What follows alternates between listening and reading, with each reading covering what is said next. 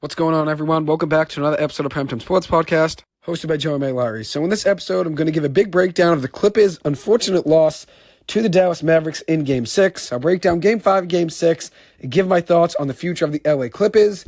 And then after that, I'll move on and talk about the Boston Celtics and Cleveland Cavaliers series, which will tip off tonight. I'll also give an update on the Timberwolves and Nuggets series, an update on the Pacers-Knicks series, and also give a preview of the Dallas-Oklahoma City series as well. So let's start out with the Clippers. A devastating end to the season. I took a few days before recording this since I didn't want to just give an instant reaction like I have in years past. Last year I gave an instant reaction to the season ending, which was a very unfortunate ending last year with obviously Kawhi Leonard going down and Paul George already being hurt. So that Phoenix series was definitely tough, but it was a little bit easy to record a reaction when they were down 3-1 in the series and the expectation wasn't to win it all with Paul George being hurt. In this series, though, this year, I expected the Clippers to still battle with Dallas, even without Kawhi Leonard. That ended up not being the case. A devastating end to the season, like I said. So I took a few days before recording this. Wanted to gather all my thoughts, but definitely an unfortunate end to the season for LA. The Game 5 loss was brutal. The best way to put it is that the Clippers were completely deflated all night. They just did not show up, while the Mavericks were locked in. They were the better team in Game 5. Just no excuses for LA. No excuses. Even though I'm the biggest Clips fan, can't make an excuse for them. They had a chance to take a commanding lead after winning a great Game 4. Even though they almost lost that game, they had a big win in Dallas, coming back to LA for Game 5, and had the chance to take a commanding lead heading into Game 6 in Dallas. But unfortunately, the Clippers just didn't show up in Game 5. They fell short and they quit. Game 5 at home was the largest playoff loss in Clippers franchise history. The largest playoff loss in Clippers franchise history. And the reason why that game was so important is because of the fact that Game 5, when the series is tied 2-2, the Game 5 winner advances to the next round 82% of the time. So history was not on the side of the Clippers. Game 5 and Game 6, the Clippers came out completely flat. No energy, no hustle. It was like they were playing down a man. It's like you were watching the Clippers play with 4 guys and Dallas had 5. That was the case in both of the last 2 games. So obviously Dallas does deserve their credit. They played great defense. They hustled each and every game. But at the same time, for the Clippers, no excuses. What happened to the Clipper mentality that made me fall in love with this franchise back in 2021? Back then, every single loose ball, there were 2 players on the floor diving for it, players fighting for offensive rebounds, always getting back on defense, not letting up 2-on-1s. That wasn't the case in this series. Back in 2021 and 2022, the Clippers had guys like Robert Covington, Nick Batum, Paul George even back then, Reggie Jackson, Terrence Mann. They were always on the floor looking for loose balls. They were always hustling. They were always getting in passing lanes. They were always giving it their all each and every possession. Now it's only T-Man and PJ Tucker, really. Those were the only 2 guys that I saw consistently diving for loose balls when they were on the court and they were hustling each and every possession. Those are the only 2 I can say. PJ Tucker and Terrence Mann. The only 2 guys that gave it their all each and every possession from what I saw.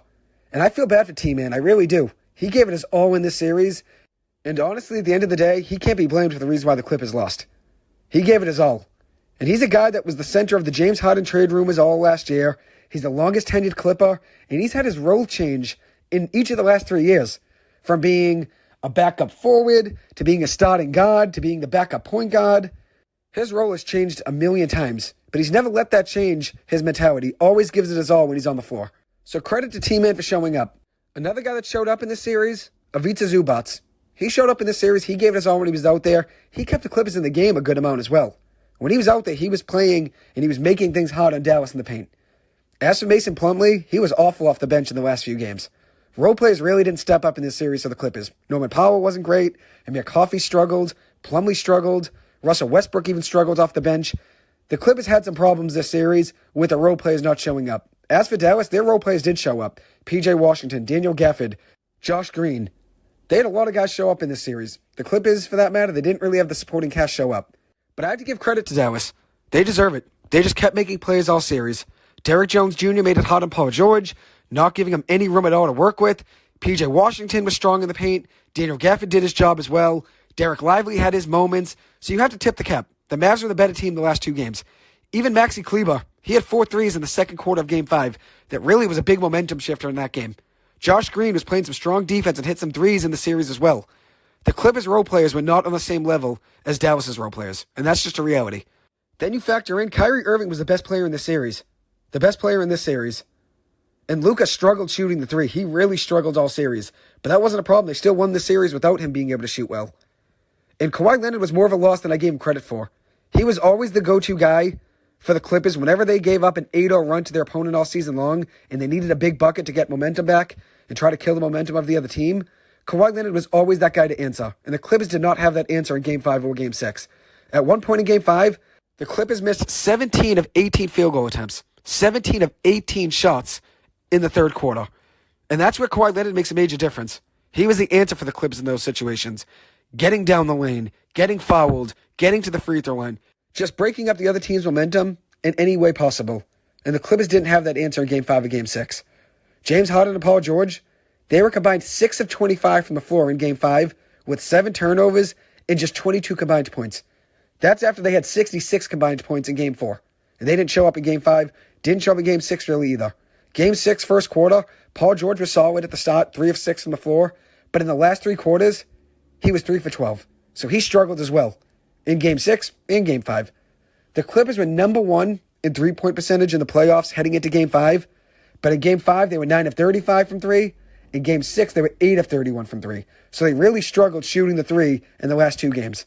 And that was definitely a major factor in this series. The Clippers just could not shoot well in the last 2 games. Before Game 5, though, the Clippers were 44% from 3 in the first 4 games. In the last 2 games, 17 of 66 for a team percentage of 26% from 3. 26% from 3.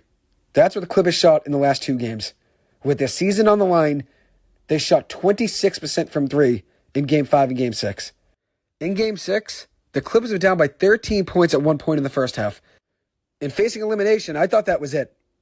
But they fought back. They had a 15-2 run to end the first half, leaving it at a tie score heading into the break. A tie score. So I was impressed. I said, okay, the Clippers actually might have their mojo back to some degree, considering they found a way to tie this game up and obviously find a way to make a run, 15-2 to end the half.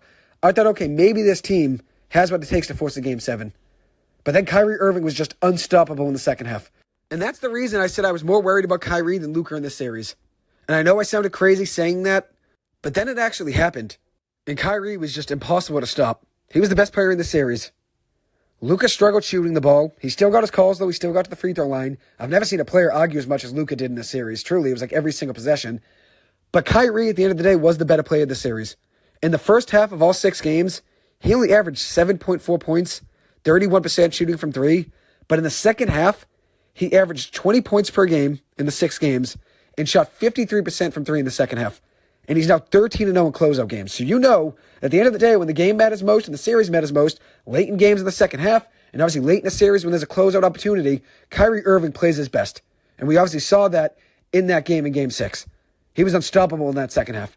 And it was the reverse of James Harden and Paul George, who didn't show up for a second game in a row. Harden in his last 2 games, 11.5 points per game, 7 of 28 from the floor for 25% shooting from the floor overall, 1 of 13 from 3, shooting 8% from 3 in the last 2 games, and a minus 31 rating. In his first 4 games in the series, he was great. And at that point, after 4 games, he might have been the best player in the series. 26 points per game, 54% shooting from the floor, 17 of 34 from 3 James Harden was in the first 4 games in the series. And then obviously at the end of the series, things didn't work out. Things unraveled for the Clippers, unfortunately. But there was a point in this series, James Harden was the best player. And the same goes for Kyrie Irving. They both had their moments in this series, but overall, Kyrie Irving was the best player in this series. And that's why it's disappointing when I look back at that Brooklyn Nets Big 3. Because of how talented those 3 players were, Durant, Irving, and Harden. It's just crazy looking back at that era and seeing no championships, no championship appearances. But you obviously see in the playoffs this year, they both can be the best players on the floor any given day. And James Harden was that guy in the first few games of the series. Game 1, he was great. Game 4, he was great. But the last 2 games, just 7 points and 16 points with 7 of 28 shooting from the floor. He really struggled in the last 2 games. And another guy that struggled, like I've already mentioned, is Paul George. And I know I sound like a broken record at this point. But in Paul George's last 2 games, 16.5 points per game, 10 of 31 shooting from the floor for 32% overall, 4 of 16 from 3, shooting 25% from 3 in the last 2 games, 11.5 rebounds per game. He was very good rebounding the ball, and 5.5 assists per game. But overall, Paul George just seemed lackadaisical. Seems like he didn't even care, really, at the end of the day. The vibe I got from watching Paul George in this series, especially in the last few games, is that he knew he was leaving in free agency, and this was the end of his run with the Clippers, and he didn't really care at the end of the day. That's just the vibe I got. And it's hard to make that accusation and say that, and it's obviously tough to say that since Paul George is the reason I'm a Clippers fan, and he's the reason I started watching them and being a fan. But I felt like he just didn't care as much in the last few games of the series. Maybe he did care and he just wasn't showing it. It's really hard to tell. But the energy wasn't there from Paul George like there was earlier in the series, like we saw in Game 4. That wasn't there in Game 5 and Game 6. And I'm not really too sure what Paul George's future will be with the Clippers, if he decides to leave in free agency or get an extension. But one thing that I'm not a fan of is the discussion of where players are going to go before the season even ends. I'm not really a big fan of that. And if players are making decisions about where they're going to end up before the season ends, that's a problem. I'm not a fan of players figuring out their next destination during a season. Wait till the season's over and then figure things out. That's the only right thing to do. You should be locked into the season until the final buzzer. Till your last game ends, you should be locked in on your current season and where your team stands. You shouldn't be thinking about the future and where you want to go. Overall in the series, Paul George finished with 19.5 points per game, 6.8 rebounds per game, 4.8 assists, 37% shooting from three, 20 points per game just about almost, but the Clippers needed more than that. They probably needed around 27 points per game without Kawhi Leonard from Paul George, and George obviously was under that very easily, just at 19.5 points per game. So obviously a disappointing run there from Paul George, but the Mavs defense was elite. They closed out every single three-point attempt for the Clippers. They protected the paint very well. They played disciplined, and they did play physical as well, and it worked. It worked. There were a lot of physical plays, and the referees, for the most part, let things just go, except when Luka Doncic got his way. He did a lot of the time. He did get a lot of the calls, but they did let the game play. There was a lot of physicality in the paint, and the Mavericks do deserve credit. They also hustled as well. The Clippers gave up 10 offensive rebounds in the first quarter to the Mavericks in Game 6. That is unacceptable. The Clippers needed to do something better there and obviously box out. That's something they weren't doing. And the Clippers definitely need a legitimate power forward in the paint. Whether or not Kawhi Leonard and Paul George and James Harden are all back, who knows? But the Clippers need a legitimate power forward in the starting lineup, which is why I wanted to trade for Jonathan Isaac at the deadline. I know he's not a superstar power forward, but he's a very good contributor, especially defensively in the paint. I thought he could have been a good addition for the Clippers. They do need to add a legit power forward and a good backup center, I'd say, in the offseason. And they also need someone that can attack the rim and drive, which Norman Powell has shown the ability to do that, drive and play with pace and getting downhill, but that's not really the case for consistency from Powell. He shoots a lot of the time. He likes to get guys in the air and get to the free throw line. But the Clippers need a legitimate driver who gets to the bucket at will. Any possession, they can get to the bucket. And that can create instant offense for the Clippers. That's not really the case right now. They didn't have a guy that could attack the rim at will. James Harden did show a great Game 4 with the floaters, which was awesome. It looked like a prime James Harden from the Houston Rockets days. But the Clippers need another guy that can attack the rim. Since Kawhi Leonard and Paul George and James Harden are all getting older, and who knows what the future holds here for the Clippers. But the Clips need someone that can get to the rim. No doubt about it. They need somebody that can get to the rim. Even with Kawhi Leonard hurt, I still thought the Clippers were capable of beating the Mavericks. I thought they were capable. I thought they had the talent. But they just did not show up okay in the last two games. The Mavs were the better team. No better way to put it. The Clippers could have won games 2 and 3 without Kawhi. But with Kawhi in the lineup, they were out of sync. So without Kawhi Leonard being fully healthy, I understand not putting him in the lineup since it seemed like it was taking away from the Clippers' rhythm on offense and defense. But in Game 5 and Game 6 without him, they were completely lifeless. And that was after a Game 4 win without him. So I don't really know. It's really hard to look at this Clippers series and try to analyze it all. Russell Westbrook really did struggle. He cannot play off the ball. That's just a reality where he is in his career. Still a great signing and decision to bring him in last year. He revitalized the lineup, always hustled, really pushed the pace for the Clippers. That was his best attribute, is being able to push the pace and add energy to the lineup. But at the end of the day, I do think it's probably best for the Clippers to get Bones Highland some minutes. So maybe you hand the minutes that Russell Westbrook was getting to Bones Highland off the bench. We'll see what the future holds here for Russell Westbrook, though, in LA. As you guys all know, I'm a big Russell Westbrook fan. Love seeing him play for the Clippers. I'm just lucky to have all my favorite players on the same team. I'm a big Bones Highland fan, which I wasn't a fan of him really before he was a Clipper, but he's one of my favorite basketball players now. And I got to see Bones play in Brooklyn when I went to the Brooklyn Nets game against the Clippers. I got to see Paul George play. I got to see James Harden play. I got to see Russell Westbrook play. I got to see Terrence Mann play. So I got really lucky seeing a lot of my favorite players play in person. And it was just a special season. I know things didn't work out for the Clippers, and I know there was no ring to show for it, but there was a lot of great memories from this season that I don't really want to go away and be forgotten, because there were some great times this season. But now I'm going to move on to talk about the future of the LA Clippers. Where they currently stand, Kawhi Leonard's the only player of their big four that is guaranteed to be on the roster next season, unless the Clippers were to trade him. But he's on a 3-year extension that begins this upcoming season. Besides that, the Clippers have a lot of free agents, a lot. Paul George is technically under contract for one more season, but he does have an opt-out, so he can become a free agent this summer if he wants to. This is his last chance to get a max deal, so I do anticipate him trying to go out and get the most money as possible. With that being said, I'd love to see Paul George back. Even though going for a youth movement and rebuilding may be a smart idea right now for the Clippers, letting Paul George and James Harden walk for free with no value returned is definitely a problem in my eyes. That would be really tough for the Clippers to lose those two guys and not get anything back in return, especially when the Clippers really have no draft picks for the next 7 seasons. Re-signing Paul George would give the Clippers a chance to maybe recoup some of their draft capital that they gave up in the Paul George trade and the James Harden trade. But at the end of the day, if Paul George decides just to walk in free agency on his own, regardless of what the Clippers offer him, whether it's what he wants or what he doesn't want, then the Clippers obviously don't have the leverage here. The leverage is all in Paul George's hands. If he wants to be back and be an LA Clipper, he can be. But if he wants to go out and get that max money, which the Clippers are unlikely to give him a max extension, then he can go out and get whatever money he wants in the market probably. I'm sure there's a team that would pay him top dollar money. But I would love to see Paul George back, because at the end of the day, I want to see the Clippers get some value back for Harden and Paul George if they do ultimately decide to blow things up. What I think will happen, though, I think Paul George walks in free agency. I think he walks and either signs with the Philadelphia 76ers or he goes back to Indiana. I think he'd look good next to Joel Embiid and Tyrese Maxey, and the same goes for Tyrese Halliburton and Pascal Siakam. Siakam is also a free agent this upcoming summer, but I do think he will go back to Indiana. We'll obviously see what happens there, but there is a chance Paul George goes back to Indiana, where obviously his career began.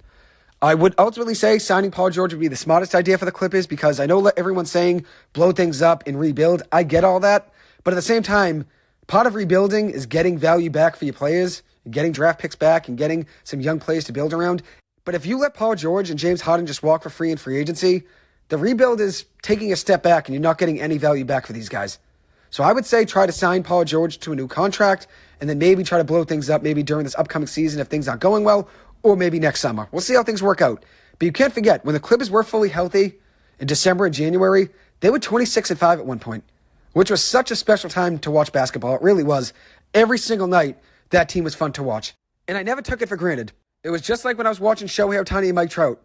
I watched a lot of Angels games over the last few seasons because I knew I'm watching two of the best players in the game of baseball right now, two of the best players of this century on the same team. And the Clippers right now, they have 4 future Hall of Famers in the same lineup. 4 future Hall of Famers. So I never took it for granted. I never did. And December was a special time. It really was. I wish we could just rewind back to December. When the Clippers were dominant, they had a formula that worked. The offense was flowing so well. They were locked in on both ends of the floor. Kawhi Leonard was an MVP candidate. James Harden was just starting to get locked in and look like James Harden again. Everything was so great. So I wish we could just rewind to December. I really do. And obviously Back to December is a Taylor Swift song, so shout out Taylor there. I wish we could go back to December. I really do. We'll see what happens with Paul George. According to reports over the last couple days, the Clippers do want to re-sign him, but for less than the maximum amount of money. And that's obviously a problem since he's not going to accept that. It's really tough to give him a max contract right now considering the age and the injury history. But I do think there will be a team out there that needs another scorer. Obviously the Sixers are getting rid of Tobias Harris. He's a free agent now, and that contract was atrocious. If you sub in Paul George into that lineup where Tobias Harris was, that's obviously a great fit there with Tyrese Maxey and Joel Embiid. You could do the same thing in Indiana and throw him in that lineup with Tyrese Halliburton.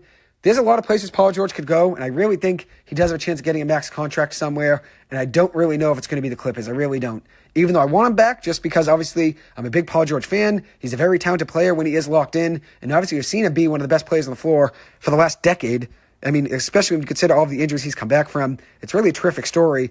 But where he currently stands with his injuries, and where the Clippers currently stand right now, the Clippers really are in a tough position. Paul George does have all of the leverage in this situation. The Clippers don't want to just let him walk for free. So Paul George does have all the leverage. I do think he ends up leaving, but if it was my decision, I would re-sign him and bring him back.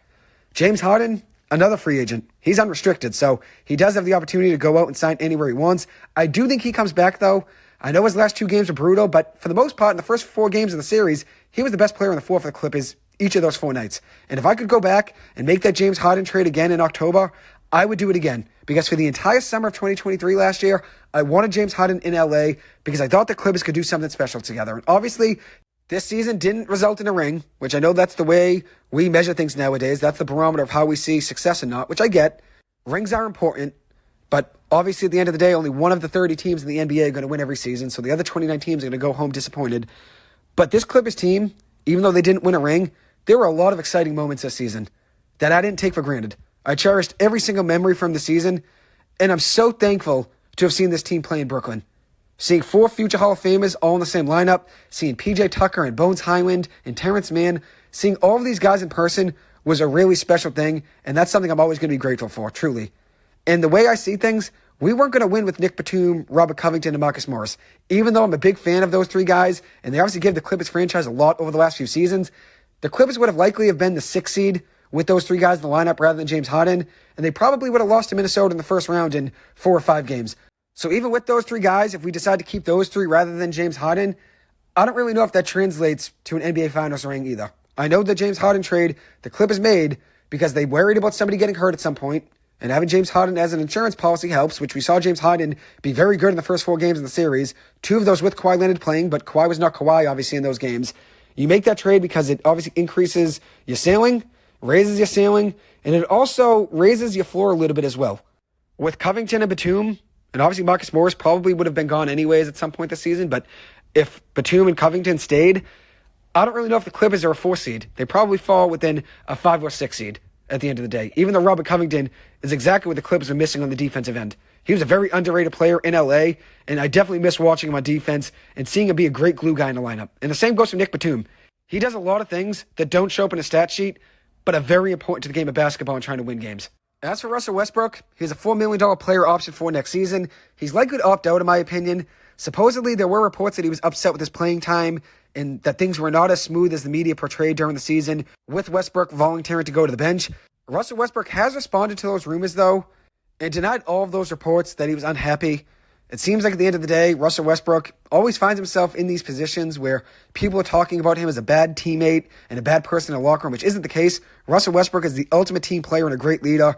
So I don't really buy into the fact that Russell Westbrook was complaining and making it mayhem in the locker room, like those reports always come out about him as a Laker, obviously, and now reports are coming out here about him being upset in LA with the Clippers. I don't believe any of those rumors, really, that he was a problem in the locker room in either of those franchises, but I do think he ends up opting out of his contract, and I do think he gets an opportunity elsewhere. Westbrook did the Clippers a favor by coming back on a minimum deal last season. Even went to the bench to try to make things work. He always added energy and hustle to the lineup, and without Russell Westbrook, the Clippers really struggled when he fractured his hand. Then when he came back in the lineup, the Clippers got their mojo back towards the end of the season. And the issue with the Clippers, where they were in the playoffs, was the fact that they were using Russell Westbrook as a shooting guard in the playoffs, leaving him in the corner to shoot and letting him play off the ball. That can't be the case. They need Russell Westbrook to be a facilitator off the bench and be a driver in the lineup that adds energy for each and every possession. That's something the Clippers needed. They needed somebody that could get downhill in the paint and drive. They need a driver. And Russell Westbrook has shown that ability still. Even though he is getting older and up there in age, he is still a good player, Russell Westbrook. Obviously not the player he once was, and his end of his career is coming at some point. He's not going to be an MVP ever again. I get that. But he still can be a valuable player for somebody. He can still be a good facilitator for a team that needs a point guard. And I do think he ends up opting out, leaving the Clippers. As for Mason Plumlee, he had a very good fourth quarter in Game 4, and he does play hard, but he really struggles in this series, especially at the end of the series.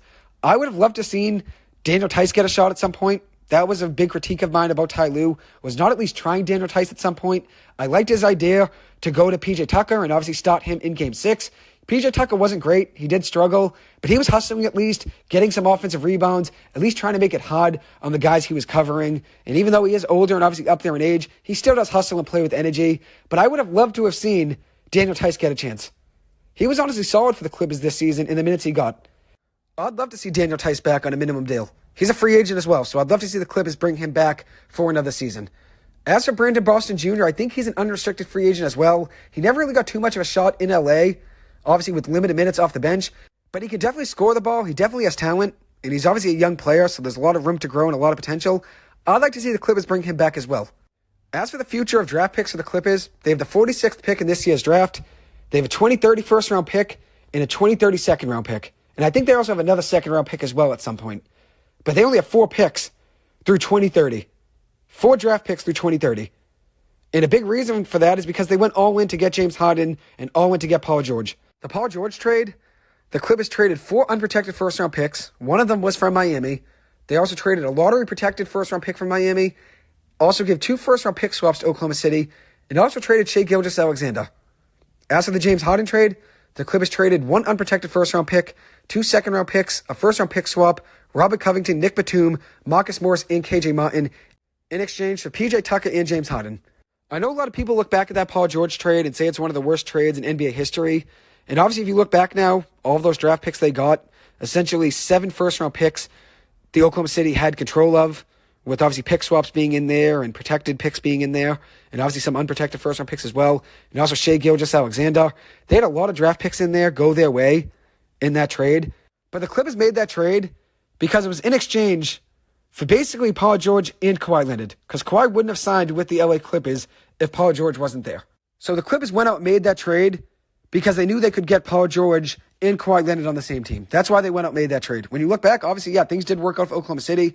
SGA is an absolute superstar, and I get it at the end of the day. I know why Clippers fans are upset, but you can't always look back and say, we shouldn't have done this, we shouldn't have done that, because hindsight is always going to be 2020 vision. You went out and made that trade because the Clippers want a chance to win an NBA Finals. All in was the mentality for the Clippers during the 213 era, which it's hard to look back at and see how little these Clippers teams were able to accomplish. But they did sign the reigning NBA Finals MVP in Kawhi Leonard. They had Paul George coming off of a season where he was top 3 in the MVP vote in Oklahoma City. And they had both of these guys at 28 and 29 years old heading into that season. And it still didn't work out. But they went out and made that move to try to go and win an NBA Finals. And I always respect teams that go all in. But obviously, if you look at this era, and this could legitimately be the end of the 213 era in LA, things didn't work out. 2020, they blew a 3-1 lead in the bubble, only won one series. 2021, Kawhi Leonard was hurt.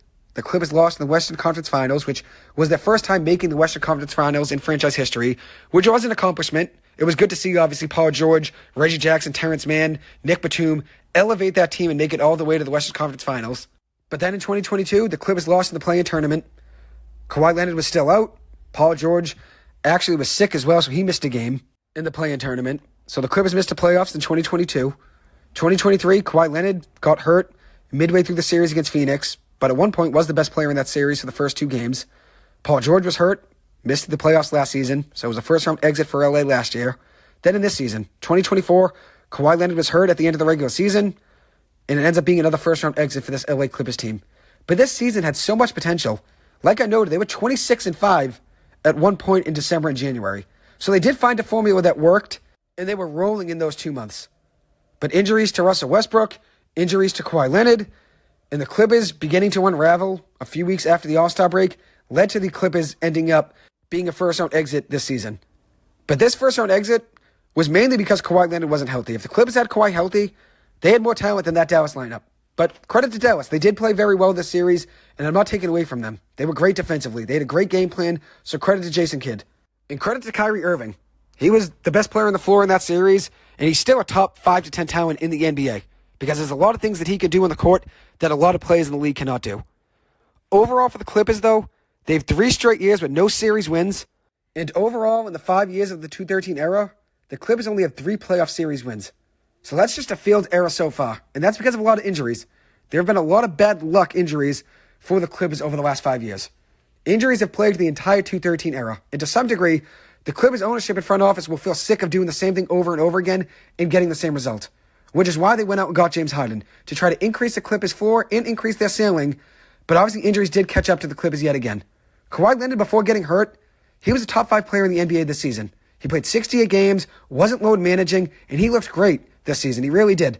So whether or not he plays a ton like he did this year, or load manages like he did in the last few seasons, the injury still caught up to him. He hasn't been healthy in the playoffs for a full playoff run in 4 seasons. Like James Harden noted, the best ability is availability, being out there and being able to play. And even though Kawhi Leonard wants to play and he wishes he was there, the reality is he was hurt, and the Clippers didn't have him, and obviously it is a loss. And now there are reports about Ty Lue potentially being gone. Maybe the Lakers go out and get him. They did just fire Darvin Ham, which I don't think Darvin Ham was the biggest issue in LA. Since 2011, no Lakers coach has lasted for more than 3 seasons. They're now going on their 8th coach in 14 years.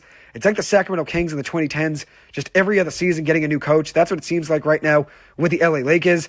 I know Ty Lue is rumored to be a candidate for the position, but I saw a report that the Clippers would like to extend him and bring him back for another season, and they are looking forward to hopefully trying to get this core back as well, while trimming some of the roster to try to get under the second apron, which I do think is very possible. I do think they try to get Ty Lue back on an extension. I do think they try to get James Harden and Paul George back, just for the opportunity of being able to trade them if they want to, and that obviously would help a rebuild. If you let these guys just walk, they're not getting any value back. And I understand people that want the Clippers to blow things up. I get it.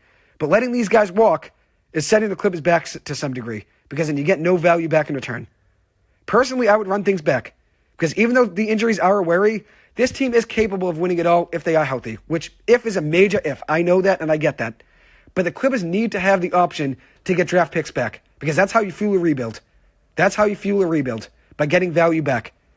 One thing they need in the offseason is a legitimate power forward. Whether they run this team back or not, they need a power forward that can be physical in the paint, that can play solid defense, and they also need a solid backup center as well. That's a lot needed with limited money this offseason. The reality is, having 3 stars on the same team isn't a formula that is proving to be a successful formula in the NBA today. It's proving to be outdated, actually. And it's looking like it's not going to work in the NBA anymore, especially with the new collective bargaining agreement coming in and starting this upcoming season. The formula to win in the NBA now is having 2 stars with a very good supporting cast that can play well together and also depth off the bench. That's what you need to win in today's NBA. So if I had the opportunity to make decisions here for the Clippers, I would try to bring Paul George back. I would try to bring James Harden back.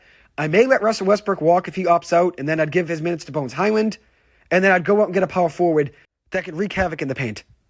Because that's what the Clippers need.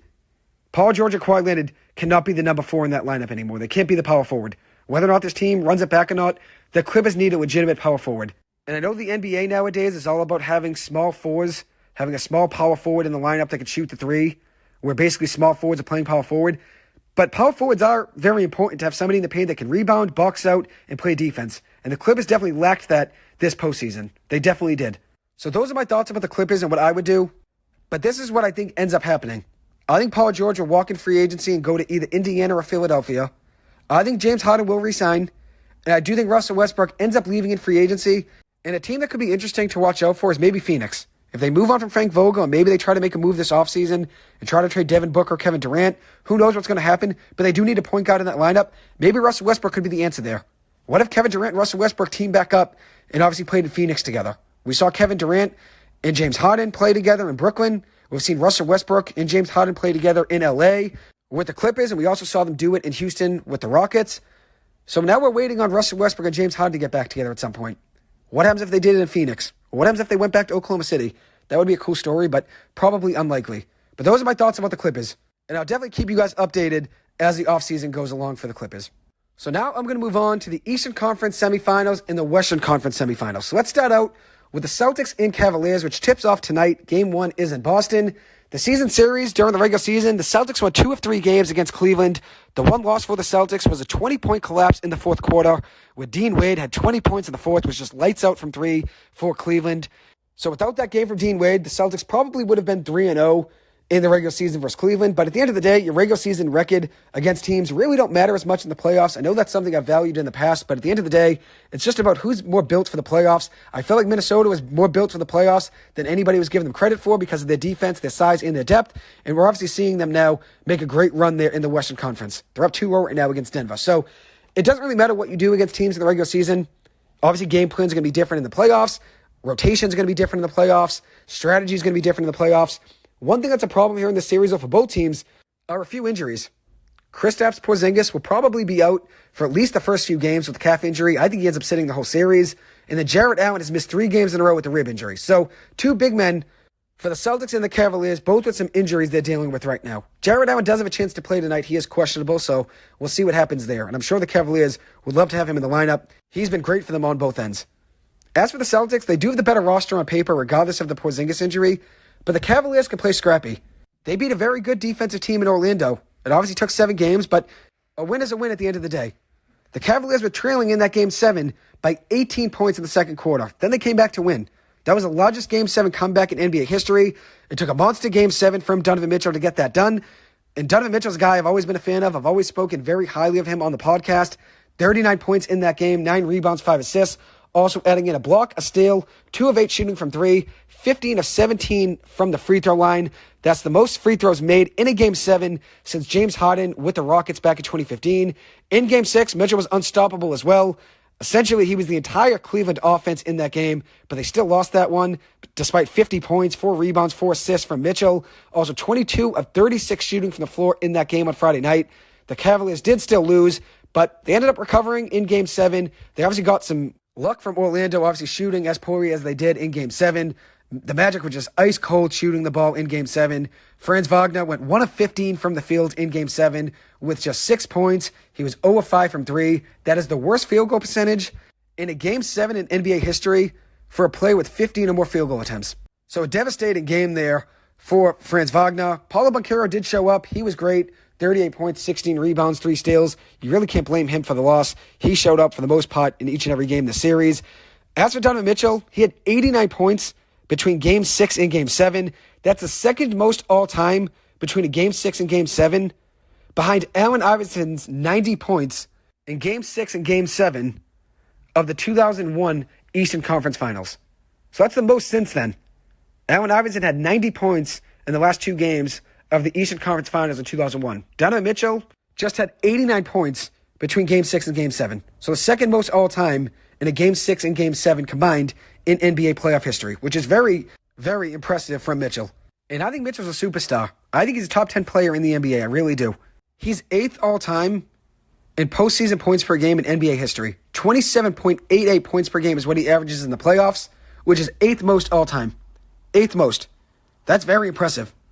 So, obviously, he shows up in the big moments. I know he doesn't have a ring to show for it. I know that's the barometer nowadays of success or not, but Mitchell has always shown up. Obviously, you need a supporting cast to win in today's day in the NBA. You can't just put 3 superstars on a team and expect to win. Because at the end of the day, you need a supporting cast, you need the depth, you need to play cohesively. So Donovan Mitchell has shown up in the playoffs. I don't really take away from his playoff experience and his playoff resume just because he doesn't have a ring. I know that's important. I know people base a lot of success on that, but he has shown up. He's averaging just about 28 points per game in his playoff career, which is 8th best in NBA history, which is very impressive. And I think he deserves more respect. He shows up when it matters most in the playoffs, and I expect he's going to get more respect this playoff series against the Celtics. Another guy I want to highlight in that Cleveland lineup is Evan Mobley, who has shown a lot of hustle in the playoffs this season. He had 12 loose balls recovered in that first round, which was the second most in the NBA heading into last night in the playoffs. He also contested 102 shots so far in the playoffs, the most in the NBA playoffs this season. Also with 21 playoff blocks, the most in the NBA as well. So he's been great on the defensive end, showing a lot of hustle, and obviously he's huge to have him back in the lineup. I know the Cavs had a tough stretch towards the end of the season. They lost a lot of games towards the end of the year when Evan Mobley was hurt. Donovan Mitchell was a little bit banged up as well. Darius Garland had his injuries. But this team, when they are healthy, they are capable of giving any team a run. And that's why I think they could be in this series against the Celtics. As for the Celtics, their ability to score at the highest level and play elite defense is what makes them so dangerous. You add in a short-handed point guard in Drew Holiday, who's a great leader. He's won a lot of big games in his career. He's hit a lot of big shots before. Obviously, we've seen him do it in the NBA Finals. I expect him to be a guy that the Celtics look to in the clutch in the playoffs this year. Derek White has been awesome, 22.4 points per game, 48% shooting from 3, 1 block per game as well. The Celtics have a lot of ways they can beat you, but one way that they can be beat is when they have a cold shooting night from 3, like we saw them do in Game 2 versus Miami. Miami was red hot from 3. The Celtics were struggling shooting the ball in that game. The Cavs need to be better shooting the ball in this series from 3 if they want to have any chance. They really struggled against Orlando from 3-point range. And the Celtics play very good defense, so it's not going to be easy here for Cleveland. They need Darius Garland to be more consistent. He was just 3 of 13 in that Game 7 versus Orlando with 12 points. They need more than that. The Celtics' number one priority, though, will be stopping Donovan Mitchell. So Max Strus, Karis LeVert, Darius Garland, those 3 guys are going to get their chance to score the ball and be able to shoot the ball from 3. They're going to get opportunities. So it's all about those 3 guys maximizing their opportunities and obviously taking advantage of the shots they get. They're going to get opportunities to come their way. They are. So it's all about them capitalizing on them. I like Isaac Okoro a lot as well. I think he has a lot more to his game than he's been able to show so far in his career. I do think he has some untapped potential that hasn't been shown yet. Overall in this series, though, I think this will be a tougher series for the Celtics than people expect. Jaylen Brown and Jason Tatum have struggled shooting the ball so far in the playoffs. Jaylen Brown just 32% from 3. Jason Tatum 29% from 3. Both of them averaging 5.6 and 6.2 three-point attempts per game so far in the 5 playoff games this season. So they haven't been really shooting the ball that well. Overall, Tatum's 42% from the floor. Jaylen Brown's better than that, 52% from the floor. They're both averaging around 22 or 23 points per game. Jaylen Brown at 23 points per game almost. Jason Tatum almost at 22 points per game. So those 2 guys haven't been perfect just yet in the playoffs. Drew Holiday's been solid. I mean, with his role, he still could be a very good scorer in today's NBA, but his role isn't calling for that in this Celtics lineup. It's more just to facilitate, be a leader, and be a good defensive player. Derek White has been great, 22 points per game so far in the playoffs, shooting 48% from 3. He's been great on both ends this season. But Jaylen Brown and Jason Tatum have to play better in this playoff series. Even though they looked good in the last playoff series, they weren't perfect. They still turned the ball over like they always do in the playoffs. Jaylen Brown had 3 turnovers per game in that first series against Miami. Tatum had 2 turnovers per game, which isn't that much compared to what he's done in the past, but you still want this team to be better at shooting the ball from 3. So you need Jaylen and you need Jason Tatum to step up shooting the ball, which that's always been a criticism of mine. They don't really always show up in those big moments. They defer to Marcus Smart a lot and passed him the ball at big moments. And I think that's going to be the case here this season. I think they're going to give Drew Holiday some big shots since they always seem to do that in big moments. They defer some of those bigger shots to their guys around them. So we'll see what happens in this series. I do think this will be a tougher series than people expect. I would not be surprised to see Cleveland steal a game in Boston, maybe even game 1 tonight. I think the Celtics are the better team on paper, but at the end of the day, it's always how you perform in the playoffs. Cleveland can play scrappy. This will be the Celtics' biggest test in the East, in my opinion. I think the Cavs can win this series, but I'm probably going to go with the Celtics in 7 since they're a tough team to go against and pick against here. So I'm going to go with the Cavs losing this in 7 games, but I do think they're going to be a tough test here for the Celtics. As for the Timberwolves and Nuggets series, I think I had Minnesota winning this series in 7 games before the playoffs began, but right now this will be 5 or 6 games at most.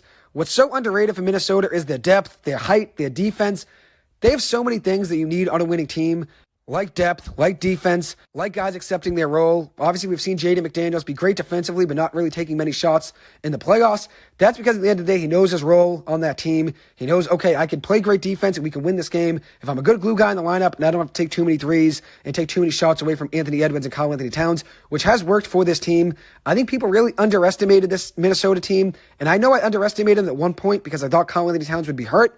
So when I made some predictions back in March, I think, about the playoffs, I think I had them not being a team that I had going far because I worried about Towns being hurt. But once I knew Karl-Anthony Towns was going to be healthy, I had this team winning it all in my predictions before the playoffs began. I think people just expected Denver to cakewalk through the West.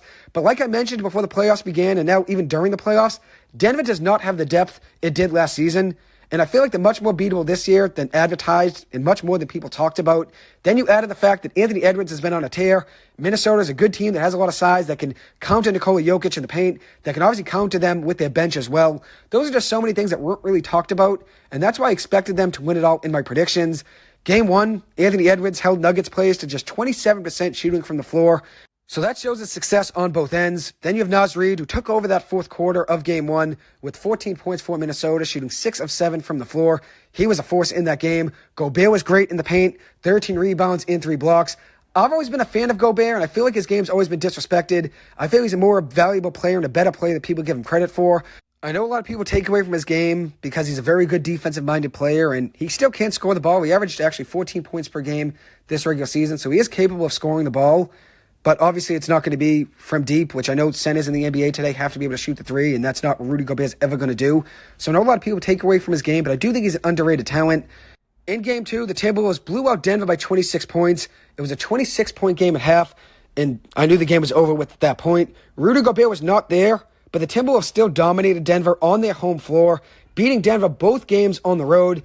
Anthony Edwards in this game, 27 points, 2 rebounds, 7 assists. His playmaking looked very good in this game. Karl-Anthony Towns, 27 points, 12 rebounds, also adding in 2 blocks. And then Naz Reid, who I already mentioned, is a very underrated player, had 14 points and 5 rebounds with 4 blocks in Gobert's absence. Minnesota is now 6-0 in the playoffs. Anthony Edwards in those 6 games is averaging 32.3 points per game, 6.8 rebounds, 5.8 assists, and 1.8 steals per game, also shooting 42% from 3, with 3 threes per game on average made, which is very impressive. That's more than his regular season total. He's also shooting 55% from the floor. He's been an absolute superstar, and like I mentioned before the playoffs began, I thought he'd go on a Jimmy Butler type of run in the playoffs this year, where he puts the team on his back and takes over the league and is the best player in the playoffs, and we've seen him do that now so far in the playoffs. He's been the best player in the West for sure so far through the first 2 rounds, and I know this series isn't over yet. It's only 2 games in.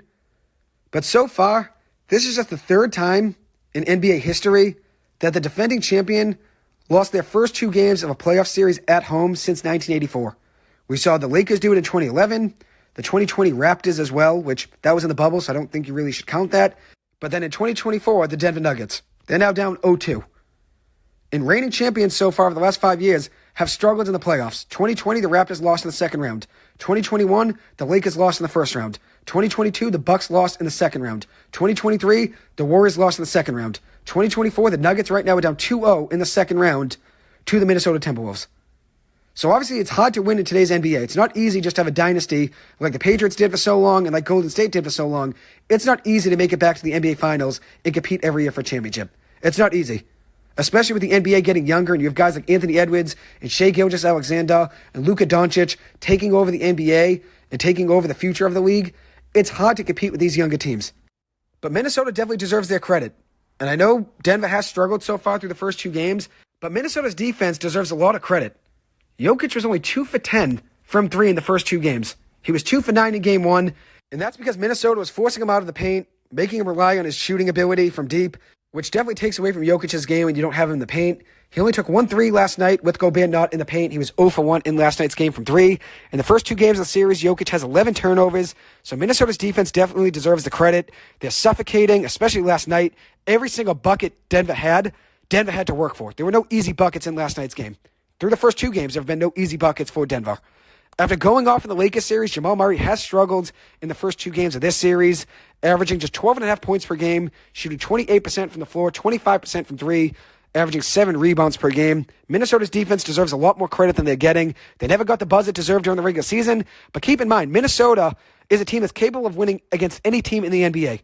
They held the reigning champs to just 80 points at home yesterday, holding Jokic to just 16 points in yesterday's game. They also had 7 more blocks than the Nuggets in that game last night, and also 5 more steals than the Nuggets. So give Minnesota's defense credit. They're suffocating. And keep in mind, Minnesota did have 2 games against the Celtics this season that both went to overtime, and they split that season series 1-1. And that was my playoff prediction for the NBA Finals before the playoffs began. Minnesota Timberwolves over the Boston Celtics. And like Karl-Anthony Towns noted, he said this after one of the games, he said, everybody talks about our big 3, but we really have a big 15. And he's right. This team has depth. Mike Conley, Nickeil Alexander-Walker, Naz Reid, Jaden McDaniels, Kyle Anderson. They have a lot of guys that can contribute to a winning basketball team. And we're obviously seeing the product of that this playoff run for them. So the next series I'm going to talk about and preview is the Dallas-Oklahoma City series, which also will begin tonight. Oklahoma City is a very young team, but this team is deep. They play very good complementary basketball. They also play good perimeter defense, but I do worry about them covering Kyrie Irving in this series, who was on an absolute tear in that series against the Clippers. I do think number 1 priority for Oklahoma City is probably trying to slow down Luka Doncic, which will be Lou Dort's assignment, is probably covering Luka Doncic, which Dort has been very impressive shooting the ball actually in the playoffs, 52% from 3, with 3 threes made on average per game so far. You also add in the fact that Luka's knee is not 100%, so that definitely is a worry for Dallas. But with the number 1 priority being probably trying to stop Luka, that opens up the floor for Kyrie Irving to try to take advantage of that Oklahoma City defense. So with Kyrie being the second option, Oklahoma City has to have an answer of trying to stop him as well. Oklahoma City's best player is Shai Gilgeous-Alexander, averaging 27 points per game in the playoffs. He's an absolute beast, but I don't really want him relying too much on his 3-point shooting. I think he needs to drive on Dallas. He shouldn't just be taking threes just to take it. I think he should drive on Dallas, get down the paint, and maybe kick it out. That should free up shots for other guys around him. An interesting matchup that I'm looking forward to is P.J. Washington versus Jalen Williams. I think that's going to be a fun one to watch. 2 supporting players that have stepped up in the playoffs. Jalen Williams on offense, averaging 21 points per game, 39% from 3, 7 rebounds, 5 assists, and 2 steals. He has been fantastic, a great young piece for them to build around for the future. And then you look at P.J. Washington, he's been great on the defensive end in the playoffs, really making things hard on the Clippers on the defensive end each and every game of that series. He's averaging 1.5 steals per game in the playoffs and 1.2 blocks per game, with just about 11 points per game in the playoffs this season. He's more of a contributor on the defensive end so far. I think it will be him that has to probably slow down Jalen Williams. So we'll see what happens in that matchup. But I think that will be an interesting one to see if that ends up being the 2 players covering each other. Chet Holmgren versus Daniel Gafford will also be another one to watch. That'll be a good matchup in the paint. Gafford played well against the Clippers, especially on defense. If you look at Chet Holmgren, he is thin, which is something Dallas might try to take advantage of, since some of their guys that are on the bigger end, like P.J. Washington and Daniel Gafford, they're both built guys that will work a lot in the paint.